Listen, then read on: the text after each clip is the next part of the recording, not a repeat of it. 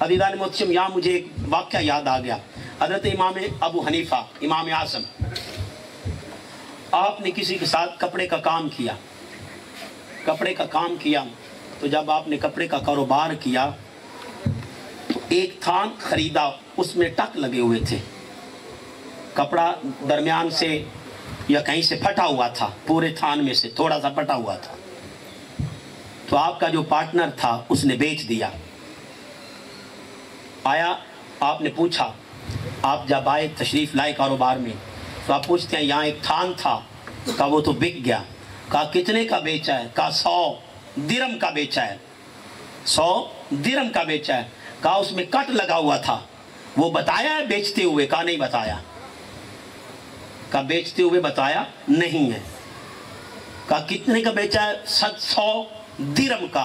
कहा आया कितने का था? कहा 70 दिरहम का। कहा प्रॉफिट कितना हुआ? 30 दिरहम।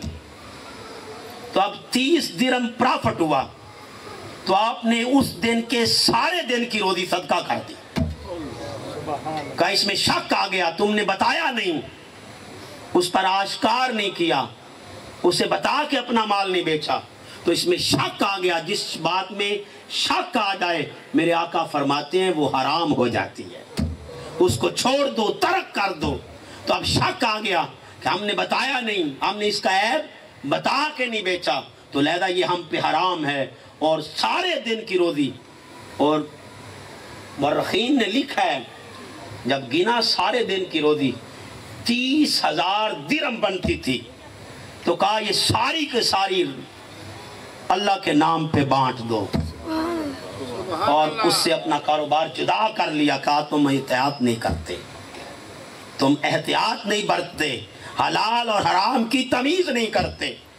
तो साहिबान मोहतरम, आज मैं और आप अपने गिरबान में झांकें, आज परखे तो सही, साहिब ज़ेन नशीन कर लें, हलाल काम भी कर रहे हैं, और अगर उसमें शायबा डाल दे, शक पड़ जाए तो छोड़ दें, कहीं हराम ना हो जाए।